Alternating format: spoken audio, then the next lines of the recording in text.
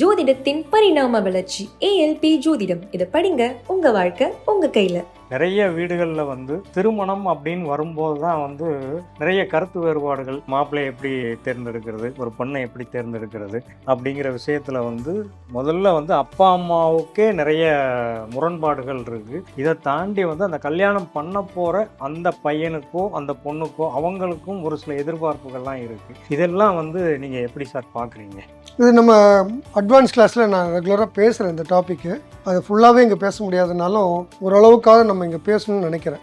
திருமணம்ன்றது ஒரு சாய்ஸ் தான் முதல் விஷயம். இது ஜாதகரனுடைய தேர்வு. இது ஃபிக்ஸடு விதி இந்த மாதிரி அமைப்பு இல்லை. முதல்ல தெளிவாக புரிஞ்சுக்கும். நான் இதை எடுத்துக்கலாம், எடுத்துக்காமல் போகலாம். மத ரீதியாக சொல்லணுன்னா மோட்சம்னு கேட்போம் எல்லாருமே. சன்னியாசம் போனால் மோட்சம் கிடச்சிடும்னு பேசுவோம். உண்மை அப்படி இல்லை. சன்னியாசம் மோட்சமே தராது. பிரம்மச்சரியம் மோட்சத்துக்கு வழி. பிரம்மச்சரியம் ஆரம்ப நிலை தான். அது சன்னியாசம் கிடையாது. நிறைய பேருக்கு இந்த விஷயங்களே புரியல. ஒரு பால்யம், பிரம்மச்சரியம், கிரகஸ்தம், அப்புறம் வானப்பிரஸ்தம் இப்படிங்கிற முறை தான் போகும். இப்போ பிரம்மச்சரியன்றது கல்யாணம் ஆகிறதுக்கு முன்னாடி என்னுடைய இந்திரியங்களை கட்டுப்படுத்தி வச்சுக்கிறது தான் பிரம்மச்சரியம். ஒழுக்கமாக இருக்கிறதுன்னு வச்சுக்கோ, சிம்பிளாக. அது கண்ட்ரோல்டாக இருங்கன்னு சொல்கிறது தான். அதுக்கு முன்னாடியே எல்லாத்தையும் வீணாக்கிட வேண்டாம், விரயம் பண்ணிட வேண்டாம், அதை சேஃப்டியாக வையுங்க, அதை ஒரு கண்ட்ரோல் மனக்கட்டுப்பாடோடு இருங்க அப்படிங்கிற நிகழ்வை தான் இந்த பிரம்மச்சரியத்தினுடைய நோக்கமே தவிர மற்றபடியாக ஒன்றும் இல்லை. அதில் ரொம்ப காம்ப்ளிகேட் பண்ணிக்கிறதுக்கெலாம் இல்லை. அந்த நேரத்தில் படிப்பு அதிகமாக போகணும். கவனம் இங்கே போயிடுச்சுன்னா இந்திரியத்தில் கவனம் செலுத்திட்டா படிப்பில் கவனம் செலுத்தணும். ரொம்ப சிம்பிளான விஷயம். இன்றைக்கி அப்படி தான் நிறைய குழந்தைங்கள் இந்திரியத்தில் கவனம் செலுத்துகிற குழந்தைகள் படிப்பில் டீவியேட் ஆகும். இப்போ இந்திரியம் தப்பான்னா தப்பெல்லாம் ஒன்றும் கிடையாது. அதை வீணடிச்சிடாதீங்க, சேமித்து வைங்கன்னு தான் சொல்லியிருக்கே தவிர அதோடைய வீரியம் இன்னும் நல்லாயிருக்கும் சேமித்து வைக்கும்போது அப்படிங்கிறது தான். இது சயின்ஸாக இருக்குதா இல்லையா, உடல் ரீதியான என்னென்ன மாற்றங்கள், மன ரீதியாக நிறைய விஷயங்கள் இருக்குது. செல்ஃப் கண்ட்ரோல்ன்றது இருக்குது. இது ஆனால் அதுக்குன்னு ஒரு பெரிய குற்ற உணர்வுக்குள்ளாரையும் போக வேண்டிய அவசியம் இல்லை. சரி, ரைட். இதுக்குள்ளார ரொம்ப டீப்பாக போகாமல் அடுத்த ஸ்டேஜுக்கு வரும். திருமணம் அப்படின்றதுனுடைய நோக்கம் முதல்ல தெளிவாக இன்றைக்கி யாருக்குமே புரியல. இரு குடும்பங்களுக்கு நடுவில் நடந்தது தான் திருமணம். இந்த குடும்பத்துக்கும் அந்த குடும்பத்துக்கும் அப்படிங்கிறது தான் இருந்தது. ஸோ அன்னைக்கு இருந்த முறைகள் வேறு. நீங்கள் குடும்பன்ற கட்டமைப்பை உடஞ்சி போய் ஒரு கணவன் மனைவிக்கு பிறந்த குழந்தைகளுக்கும் இன்னொரு கணவன் மனைவிக்கு பிறந்த குழந்தைகளுக்கு மட்டும் கல்யாணம் அப்படி தான் இன்றைக்கி கான்செப்டில் நிற்குது. இது பெற்றவங்களுக்கு கூட பொறுப்பு இருக்கான்னு தெரியல. குழந்தைங்க மட்டுமே தீர்மானம் பண்ணால் கல்யாணம் ஆயிடுச்சுன்ற லெவலுக்கு தான் ரொம்பவே குடும்ப கட்டமைப்பு உடஞ்சி போயிடுச்சு இன்றைக்கி. ஸோ இன்றைக்கி இருக்க காலகட்டம் வேறு. பரிணாம வளர்ச்சி தான் இதெல்லாம். பிரபஞ்சம் இதையும் தான் கொண்டு கொடுத்துருக்கு. இப்போ இது தப்பு ரைட்டுலாம் சொல்கிறதுக்கு இல்லை. இது ஒரு அப் அண்ட் டவுன், அவ்வளோதான். ஒரு ரோடு எப்படி மேடு பள்ளமாக இருக்குதோ அந்த மாதிரி ஒரு வாழ்க்கை சுழற்சியில் இது ஒரு மேடு, இது ஒரு பள்ளம், அவ்வளோதான். இது ரைட்டு, இது தப்புன்னு இல்லை. இந்த பள்ளம் வந்தால் தான் அடுத்த மேடுக்கான ஒரு மதிப்பு வரும். மேடு வந்தால் தான் அடுத்த பள்ளத்துக்கான தேவை வரும். இப்படி தான் வாழ்க்கையே நகருது. இப்படி பார்க்கும்போது திருமணம்ன்றது என்னென்னா இரு மனங்கள் ஒன்றாக சேர்ந்து அடுத்த தலைமுறையை உருவாக்குதல். இது எல்லா மிருகமும் செய்யுது. எந்த மிருகத்துக்காக எனக்கு துணை கிடைக்கலன்னு வருத்தப்படுறதை பார்த்துருக்கீங்களா? எல்லாத்துக்கும் எல்லாமே இருக்குது, அவைலபிளாக தான் இருக்குது. பட் சாய்ஸஸ் தான். திரும்ப அதே தான் மனுஷனுக்கும். மனுஷனுக்கு என்ன வித்தியாசம் இருக்குன்னா இங்கே ஒரு ஒழுக்கம்னு ஒன்று இருக்குது. ஏன்னா இன்னாருக்கு இன்னார் பிறந்ததுன்னு அடையாளப்படுத்த வேண்டிய கட்டாயம் இருக்குது. நம்மளுடைய சம்பிரதாயங்கள், பாரம்பரியம் மற்றும் சொத்து இது எல்லாத்தையும் யாருக்கு கடத்தணும் அப்படிங்கிற நிகழ்வு இங்கே ரொம்ப முக்கியமாக இருக்குது. அதுக்காக தான் அடுத்த தலைமுறை உருவாக்குதல் அப்படிங்கிற தேவை. நான் ப்ராக்டிக்கலாக பேசுகிறேன். தர்மம் என்ன சொல்லுதுன்னா ஒரு மேம்பட்ட மனநிலை உருவாக்கி அதுக்கப்புறம் ஒரு ஆண்மகனை பெற்றெடுத்து அவன் கையால் கொள்ளி வாங்கினதான் மோட்சம். இதுதான் இந்து தர்மம் சொல்லுது. அப்போ இந்த சந்நியாசம்ன்றதெல்லாம் இந்து தர்மம் கிடையாது. பௌத்தத்துலேயும் சமணத்துலேயும் இருக்கிற தத்துவங்கள். அது இங்கே கொஞ்சம் இடைச்சல்களாக தான் இருக்கிறதா நான் பார்க்குறேன். என்னுடைய கருத்து தான் சொல்கிறேன். ரைட்டாக இருக்கலாம், தப்பாக இருக்கலாம். எனக்கு புரிதல் என்ன இருக்குதோ அதை நான் ஷேர் பண்ணுறேன். அப்போது குழந்தை பெற்றுக்கணும்னு சொல்கிறாங்க, அதை வளர்க்கணும். தன் பொறுப்புகளை முடித்த பிறகு கணவன் மனைவியாக காட்டுக்கு போகணும். மனைவியை தனியாக விட்டுட்டு போகிறது இல்லை சன்னியாசம். வானப்பிரஸ்தம் தான் இருக்குது. வானப்பிரஸ்தம்னா கணவன் மனைவி இந்த குடும்ப வாழ்க்கையிலேருந்து விலகி தனிமைப்பட்டு தன்னுடைய அபிலாஷைகள் எல்லாம் நிறைவாயிடுச்சுன்னு பூரணத்துவத்தை நோக்கி நகருதல் வாழ்க்கை. வெற்றியிடம் நோக்கி நகருதல் வாழ்க்கை இல்லை. இப்போ நீங்கள் சொல்கிற சன்னியாசம்ன்றது வெற்றி நோக்கி நகருதல். எனக்கு எதுவும் பற்றில்லாத நிலை உருவாக்கிக்கிறேன். இப்போ சன்னியாசிகள் வாழ்ந்ததெல்லாம் தப்பா? விவேகானந்தர் தப்பான்னு? விவேகானந்தரும் மோட்சம் கிடையாது. அப்புறம் ஏன் அவங்க இந்த தேர்ந்தெடுத்தாங்கன்னா அவங்க திரும்ப திரும்ப இந்த பூமிக்கு வர்றதை சொல்கிறாங்க. ஜனங்களை நல்வழிப்படுத்துறத அவங்க கொள்கையாகவே எடுத்து திரும்ப திரும்ப வராங்க. விவேகானந்தரை நிறைய படிச்சிருக்கேன், அதனால் இதெல்லாம் கோட் பண்ணால் நல்லா இருக்கும்னு நம்புகிறேன். அங்கேருந்து தான் என்னுடைய கருத்துக்களை நான் எடுத்துக்கிறேன்.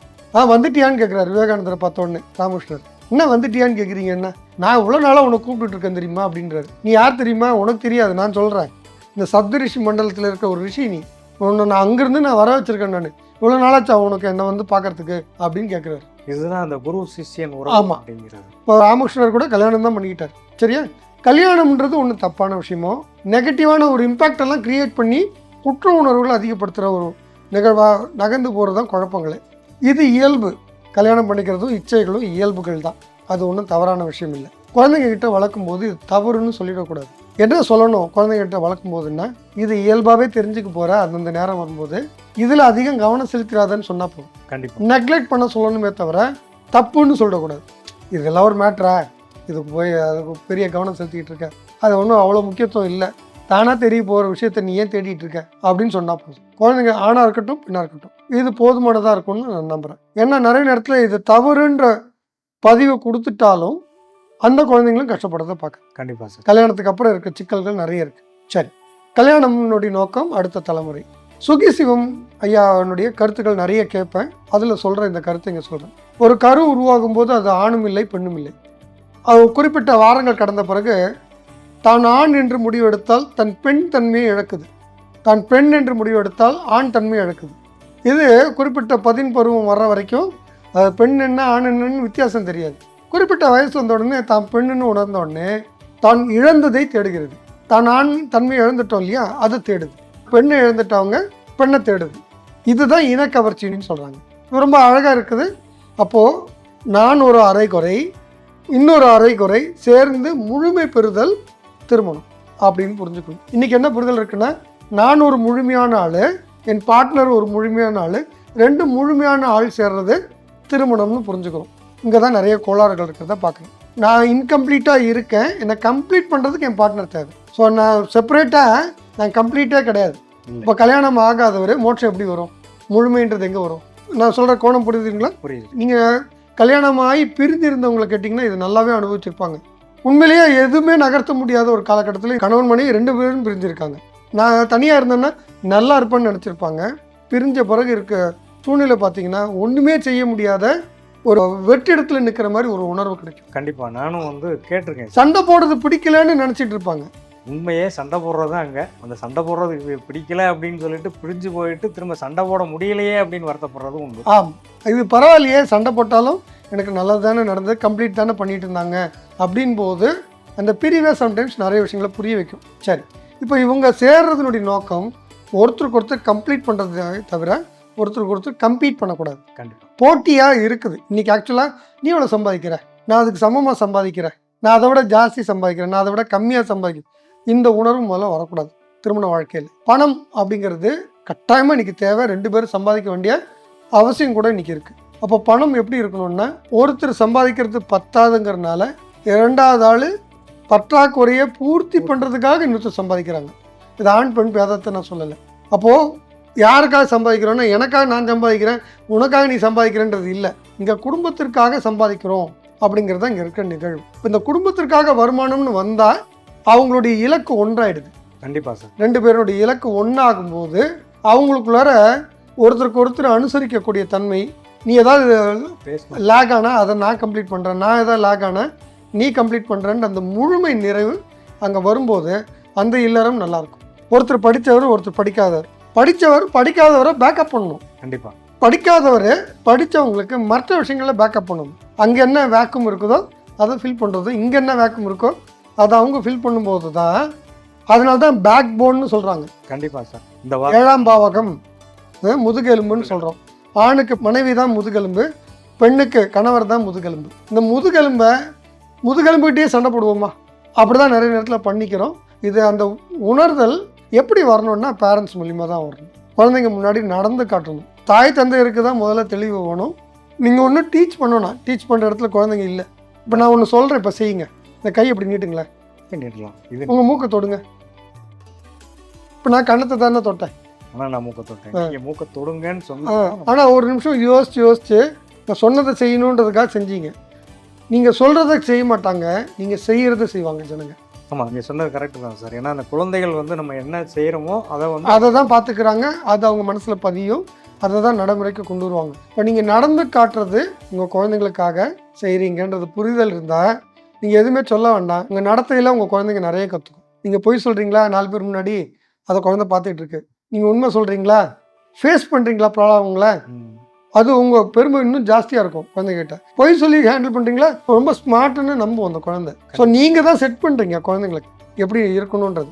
உங்களை பார்த்து நல்லதும் கற்றுக்கும், கெட்டதும் கற்றுக்கும். நீங்கள் உங்களை பார்த்து என்னென்ன செய்யக்கூடாதுன்னு கற்றுக்கும். அதனால் நீங்களாக இருங்க. உங்கள் குழந்தைங்களுக்காக நீங்கள் எதுவும் பண்ண வேண்டிய அவசியம் இல்லை. கணவன் மனைவி கரெக்டாக இருந்தால் உங்கள் குழந்தைங்க வாழ்க்கை தானாகவே கரெக்டாக வரும் அப்படிங்கிறது நான் பதிவு செய்ய விரும்புகிறேன். நல்லது சார், நல்ல தகவல். அப்புறம் வந்து நீங்கள் சொன்ன விஷயம் அப்படிங்கிறது சுகீஸ்வம் சார் அவங்க சொன்னதை வந்து மேற்கோள் காட்டி பேசியிருந்தீங்க. ஒரு அரைகுறையான ஆண், ஒரு அரைகுறையான பெண், இவங்க 2 பேரும் சேர்ந்து முழுமையடையும் போது ஒரு வாழ்க்கை அப்படிங்கிறது ஒரு முழுமையான வாழ்க்கை. அதுதான் திருமணம் அப்படிங்கிறத வந்து நீங்கள் பதிவு பண்ணியிருக்கீங்க. திருமணம் அப்படிங்கிறது சொர்க்கத்தில் நிச்சயிக்கப்படுகிறது அப்படின்னு சொல்லி சொல்கிறோம். பேச்சு வழக்கில் அப்படி தான் இருக்குது. அப்படி இருக்கிற பட்சத்தில் நம்ம வந்து இத்தனை பொண்ணு பார்க்கணுமா, இத்தனை மாப்பிள்ளை பார்க்கணுமா, பொருத்தம் பார்க்கணுமா, அதை பற்றி கொஞ்சம் விளக்குனீங்கன்னா நல்லா இருக்கும். சரி சார். ஜோதிடத்தின் பரிணாம வளர்ச்சி ALP ஜோதிடம். இதை படிங்க, உங்க வாழ்க்கை உங்க கையில.